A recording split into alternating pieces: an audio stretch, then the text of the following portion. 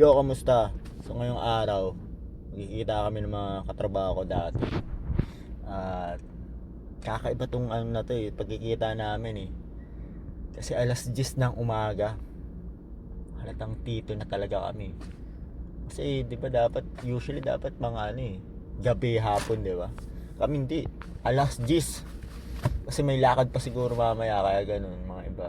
Kaya yun, kikita kami alas 10 pero anong oras na ba?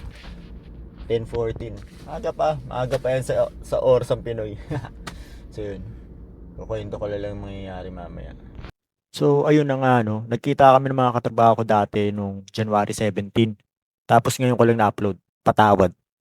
Dapat isa, dalawa, tatlo, apat, lima, anim, pito. Yun, pito dapat kami magkikita pero ayun, apat lang kami natuloy. Umangat na kasi sa buhay yung tatlo eh. Joke lang. Sadyang hindi lang talaga nagkatugma yung mga schedule namin. At kung hihintayin namin magkatugma yung mga schedule namin, wala, negative talagang matuloy.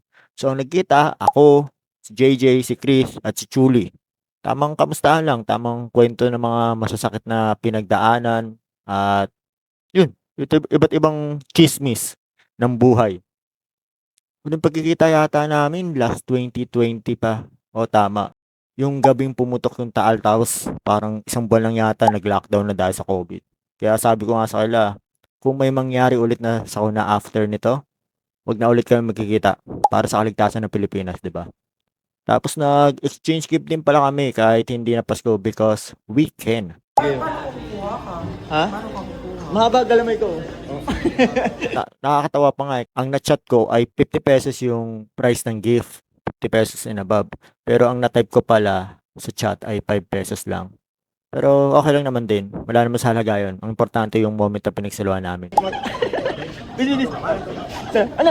Ano yung... Yung moment na mukha kaming tanga na nag-exchange gift sa Starbucks. Ano? Uy, isa. Ano yan? Alis. Candy.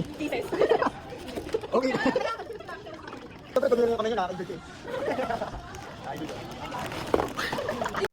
Sobrang hirap na nga mag-sit ng lakad ngayon, mapa-family or friends sa lakad.